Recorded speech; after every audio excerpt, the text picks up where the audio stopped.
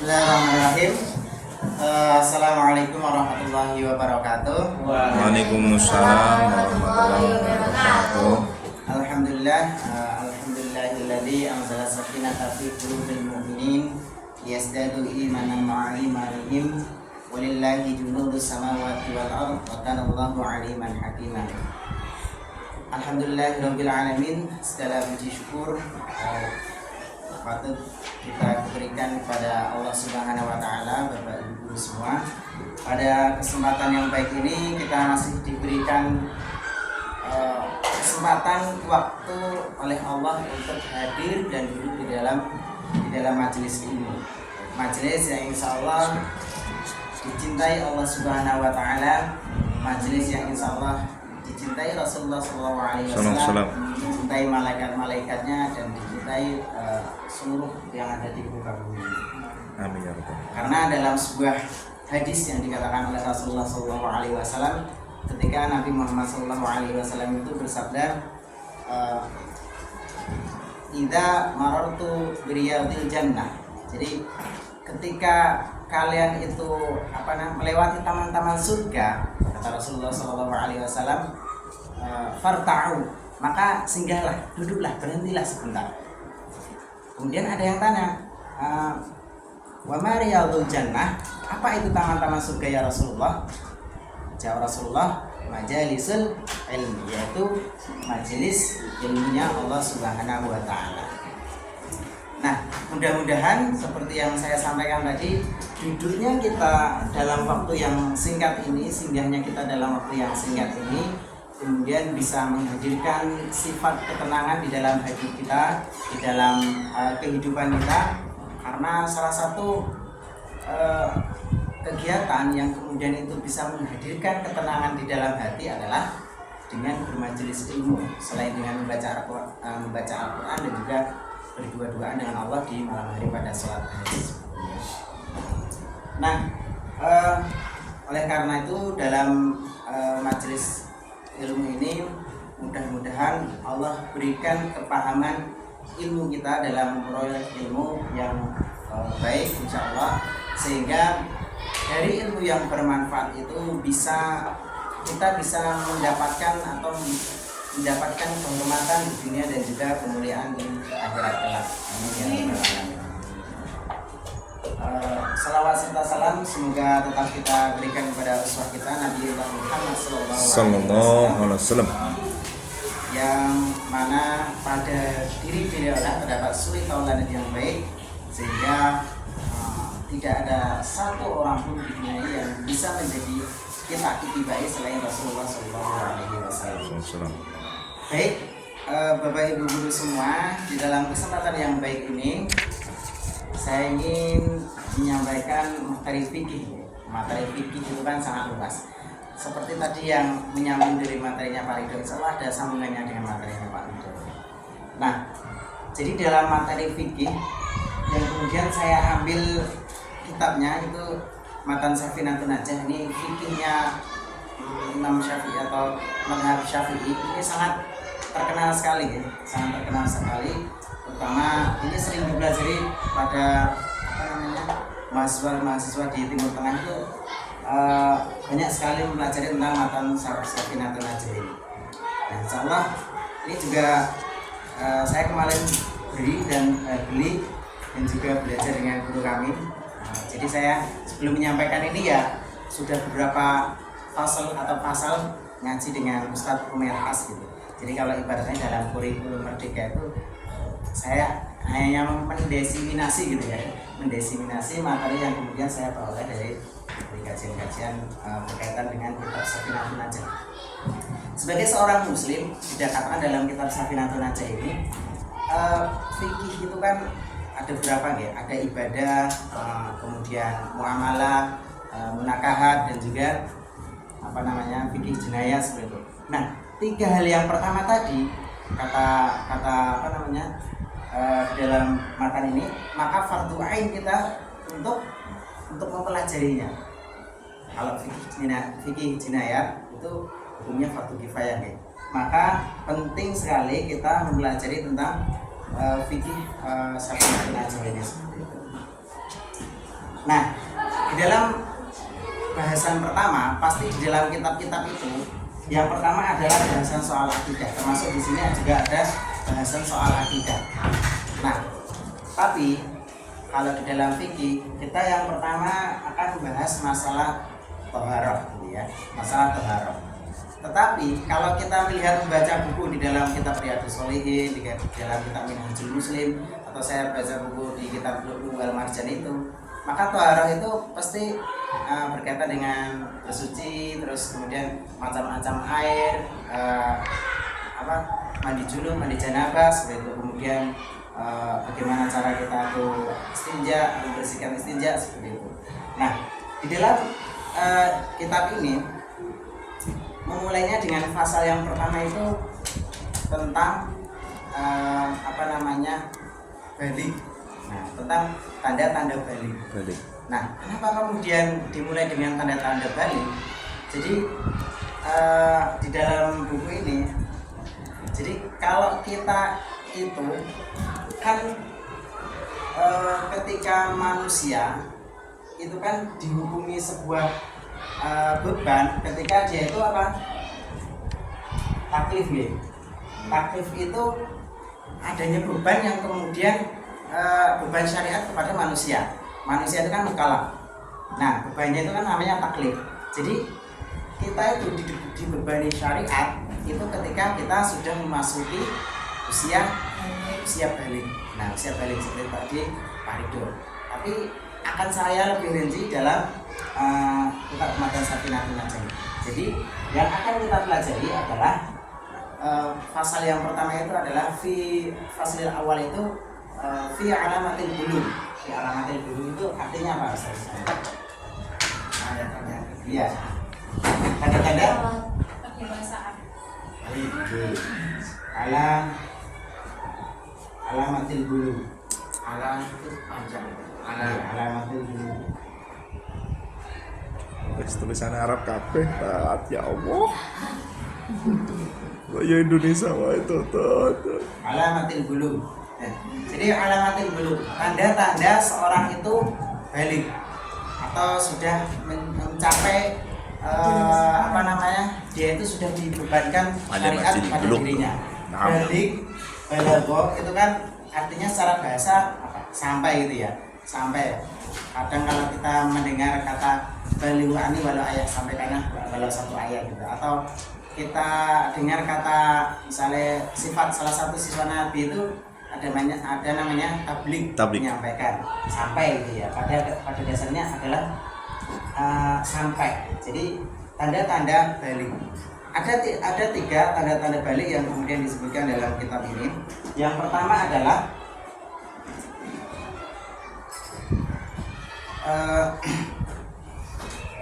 yang pertama itu adalah ketika dia sudah memasuki tamamu.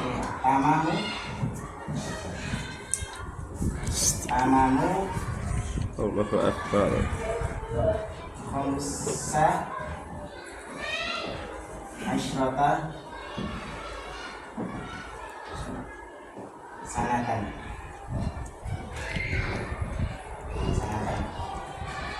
Ini ada tambahnya lidzakari wal unsa ya. Ketika dia itu sudah genap masuk usia 15 tahun bagi laki-laki dan juga bagi perempuan. Lidzakari wal unsa. Ini ada tambahnya lidzakari wal unsa. Jadi nama unsa asyrata sanatan lidzakari wal unsa. Genap berusia 15 tahun bagi laki-laki dan juga bagi perempuan.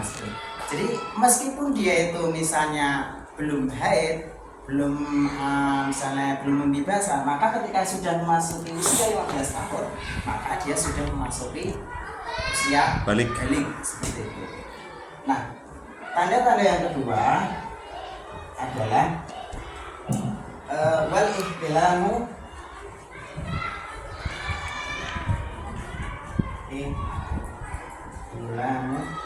wal Wah, dadi pinter tenan iki. Wal ihtilamu fid dzakari wal unsa. Fid dzakari wal unsa yang saya kasih ini ya plus minus ini laki-laki dan perempuan. Kita kari wal unsa litis aisinina. Plus minus. Litis aisinina. Tis atau 9. Jadi Sinina 19. wal ihtilamu fit dzakari wal unsa litis aisinina. Artinya apa? Ketika dia sudah ihtilam itu mimpi basah. Nah, ini bahasanya mimpi basah. Mimpi basah lid dzakari wal unsa bagi laki-laki dan perempuan litis aisinina, yaitu ketika dia sudah berusia 9 tahun. Nah, 9 tahun. jadi yang disampaikan dalam mazhab Syafi'i ini tahunnya adalah tahun Hijriah, ya. Penghitungannya adalah tahun Hijriah. Ketika dia itu masuk usia 15 tahun, yaitu tahunnya tahun Hijriah. Nah, sama dengan ini juga tahun Hijriah. Ketika itu dia wal ihtilamu fi dzakari wal unsa litis aisinina. Ketika sudah mimpi basah bagi laki-laki dan bagi perempuan seperti itu. Pertanyaannya sekarang, apakah kemudian mohon maaf, ini perempuan itu bisa mimpi basah seperti itu? Nah, ini kan materi-materi di dalam kehidupan kita ya. Jadi apapun itu kita wajib mengetahui dan ini akan menjadi bekal untuk anak-anak kita seperti itu.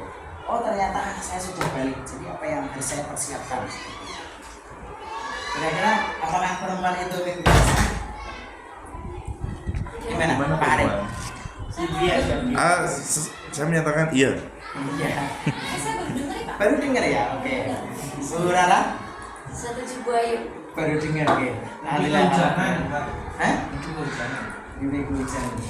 Jadi dalam sebuah riwayat yang diriwayatkan oleh Ummu Salamah, yang kemudian dia punya anak namanya Ummu Sulaimah. Ummu Sulaim, dia dengan penuh malu-malu. Jadi di dalam hadis ini ada metode pendidikan. Pertama, jangan malu bertanya dalam hal urusan agama.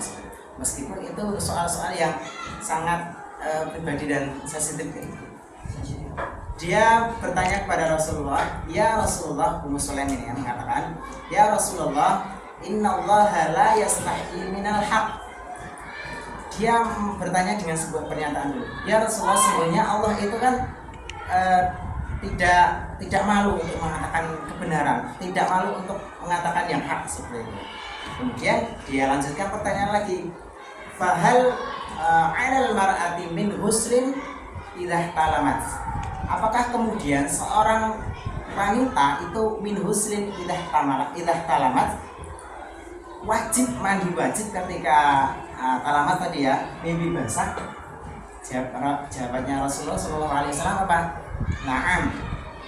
Idza ra'aital ma, ya gitu ya. Idza ra'atil ma. Ya, ketika dia mengeluarkan, mohon maaf ini, mengeluarkan mani seperti itu ya. Cairan. Nah, gitu. Nah, kemudian Ummu Salamah yang kemudian ada di sampingnya itu dengan penuh malu-malu itu juga bertanya, watah talimul mar'ah, apakah kemudian wanita itu juga mimpi basah? Seperti itu. Kemudian jawab Rasulullah SAW apa? Taribat yaminuka. Kemudian fabima yushbihuha waladuha. Jadi ya tentu kalau perempuan itu enggak mimpi basah, lantas bagaimana dia itu mempunyai kemiripan dengan anaknya seperti itu. Nah, di dalam hadis ini sudah mendeskripsikan bahwa seorang perempuan itu juga mengalami mimpi basah. Tetapi kan kita tidak menutup kemungkinan bahwa ada laki-laki, ada perempuan itu juga tidak mengalami mimpi basah. Kan ada juga. Makanya yang pertama ini kan adalah ketika dia itu sudah berusia 15 tahun, meskipun dia belum mimpi basah. Mungkin ada seorang laki-laki itu yang tidak pernah mengalami mimpi basah, pun juga bagi perempuan seperti itu. Makanya ada sebagian para ulama itu yang dengan penuh hati-hati agar kemudian dia itu diwajibkan mandi wajib, itu ketika satu dia itu ya sudah jelas-jelas ketika dia itu mimpi, jelas-jelas itu kan tandanya keluarnya cairan itu ya. Nah, yang kedua adalah ketika dia mimpi dan dia merasa greng, nah gitu. Ketika dia mageneng gitu ya. Tapi kan nggak tahu, misalnya mimpinya itu jam 8 malam.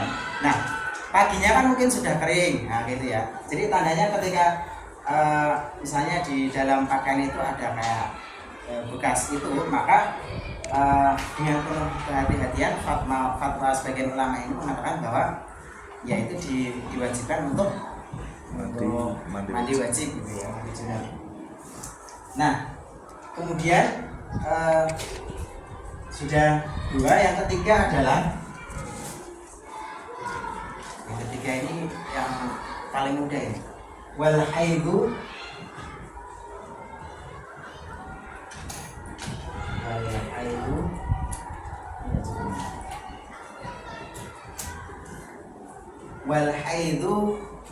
fil unsa litis sinina. Jadi wal haidu itu apa, Boy? Haid ya. Wal haid Wal haidu fil unsa ya. Berarti hanya perempuan aja. Fil unsa itu ya perempuan. Wal haidu fil unsa litis sinina. Jadi haid bagi perempuan yang dia itu sudah masuk usia 9 tahun. 9 tahun kalau di dalam mazhab Syafi'i, di dalam kitab Safinatun Najah ini dijelaskan bahwa 9 tahun kurang 15 hari. Gitu ya. 9 tahun kurang 15 hari dijelaskan di sini. Nah, kemudian saya itu kemarin itu kelas 2. Itu ada siswa yang dia itu kayak sudah mengalami tanda-tanda haid. Dulu ada Akila. Akila, ya itu ya. Apakah kemudian itu sudah dikatakan bahwa dia itu sudah balik? Jawabannya apa? Ya. Tapi itu belum tidak semacam. Ya, jawabannya adalah belum.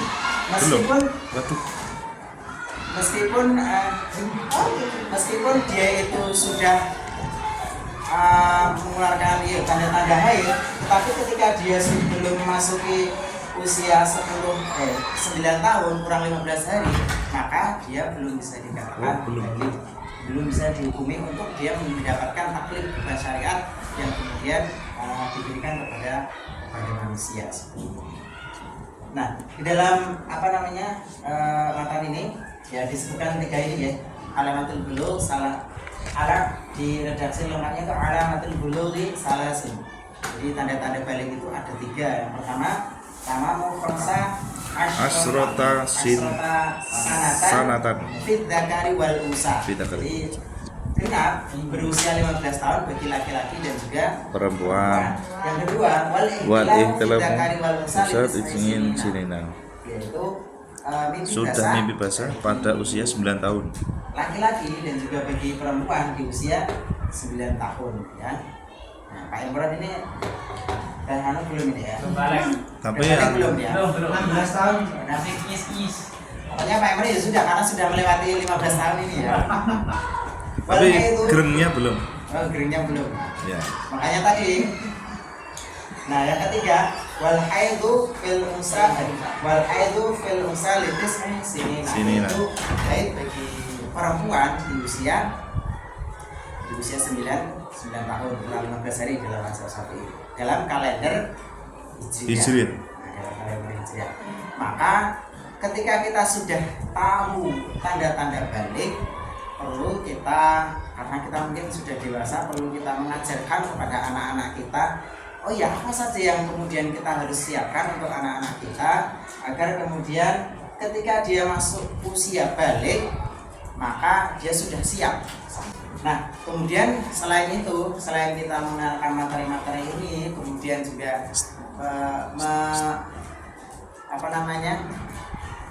mengajarkan bagaimana cara mandi wajib untuk anak kita yang sudah masuk usia balik. Dan seperti yang diajarkan Rasulullah SAW di dalam hadisnya, hadis Tirmidzi, yang mengatakan bahwa apa? Suruhlah anakmu ketika masuki usia berapa? 10 tahun. 7 tahun. 7 tahun. Perintahkanlah anakmu sholat ketika masuk usia 7 tahun. dan Pukullah ketika masuk usia 10 tahun. Maka ini ya, tadi kita langsung kan 9 tahun. Nah, ketika sudah 10 tahun, nah tadi ya 10 tahun, Cepil. berarti dia sudah, kalau di yang keterangan dua ini berarti sudah masuk usia balik kayak gitu. Jadi 7 tahun itu sebagai sebuah bentuk pendidikan kita untuk melatih anak-anak untuk sholat gitu. Dan di dalam kalimat terakhir hadisnya itu mengatakan bahwa dan pisahkanlah tempat tidur mereka dengan maka intinya seperti itu. Jadi itu hadis Rasulullah SAW yang diriwayatkan oleh hadis Tirmidzi. Ini artinya hadis. Nah, itu Bapak Ibu Guru sekalian, mudah-mudahan materi fikih hari ini dengan satu pasal yaitu alamatul bulugh, tanda-tanda balik, ini kita bisa menjadi materi untuk kita untuk mengajarkan kepada anak-anak kita bahwa ternyata materi balik itu sangat penting. Jadi ketika sudah balik kan sudah taklif ya, sudah kita sebagai sudah mukallaf. Kalau nggak melakukan sholat maka sudah dihukumi dosa. Kalau nggak melakukan puasa maka sudah dihukumi dosa.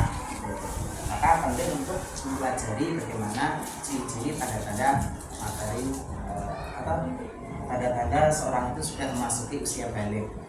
Itu mudah-mudahan apa yang saya sampaikan ini bermanfaat untuk kita semua, dan mari kita terus mengilmui diri untuk dengan ilmu Allah. Mudah-mudahan ketika apa yang kita amalkan itu atas dasar kepahaman kita terhadap agama, maka itu akan menghadirkan rasa tenang kita dalam melakukan sesuatu. Amin. Saya akhiri, kita akhiri dengan baca doa kafaratul majlis. Subhanallah. Yang tiga astagfiruka wa atubu ilaik. Saya akhiri. Wassalamualaikum warahmatullahi wabarakatuh. Waalaikumsalam warahmatullahi